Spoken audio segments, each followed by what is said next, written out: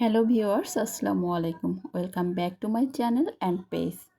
তো আজকে আমি ছোট একটা মিনি ব্লগের মতো করার চেষ্টা করব। জানি না কতটুকু কি হবে। আমি খুবই আনাড়ি একজন মানুষ।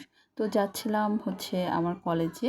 আজকে কলেজে আমাদের শ্রদ্ধেয় প্রিন্সিপাল স্যার, তার বিদায় অনুষ্ঠান। বিদায় শব্দটা বরাবরই কষ্টের। আর এই কলেজে ভর্তি হওয়ার শুরু থেকে এই পর্যন্ত এবং ভর্তি হওয়ার আগ পর্যন্ত আমি স্যারকে চিনেছি।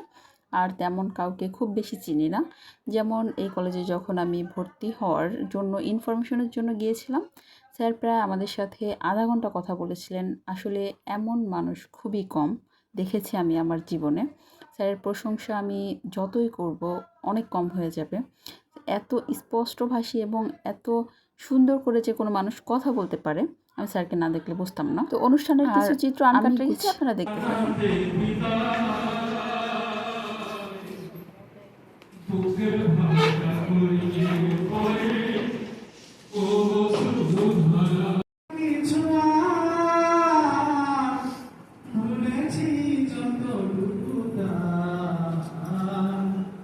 এ জীবনে সবই যে হারায়,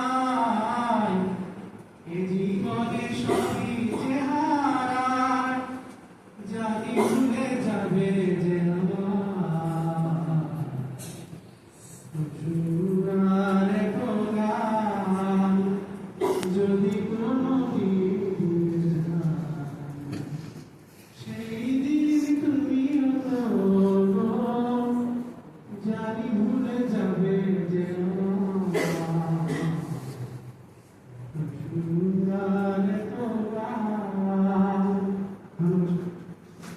তারপরে অনুষ্ঠান শেষ করে আমরা চলে গিয়েছিলাম রাজেন্দ্র কলেজে। সেখানে যেয়ে দেখতে পেলাম আমাদের সেই বিখ্যাত ছোট ফুচকাওয়ালা মামা। তো আমার ওইদিকে যাওয়া হয় না তেমন একটা, তাই এই ফুচকাগুলো ট্রাই করা হয় না অনেক দিন যাবৎ। কিন্তু আমার কাছে মনে হয় যে এটা পৃথিবীর বেস্ট ফুচকা, এত মজা।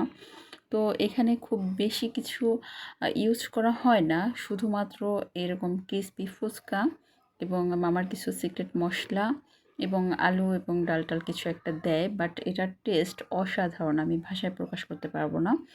মামা দেখলাম যে দামটাও বাড়ায়নি এবং কোয়ালিটি সেম আগের মতো আছে। অনেকে কোয়ালিটি নষ্ট করে অথবা ফেমাস হওয়ার পরে দাম বাড়িয়ে দেয়, কিন্তু সেম। আর আমাদের চিরচরিত অভ্যাস এই ফুচকাগুলো আমার এখন আবার খেতে ইচ্ছে করতেছে। যাই হোক, এই ফুচকাগুলো আমরা প্লেটে ঢেলে, টকটা পুরো ঢেলে, তারপর গিয়ে আমরা এই টকে ডুবিয়ে ডুবিয়ে খাই। জাস্ট অসাধারণ। এটা আরও অনেক জায়গায় পাওয়া যায়, বাট এরকম টেস্টটা হয় না।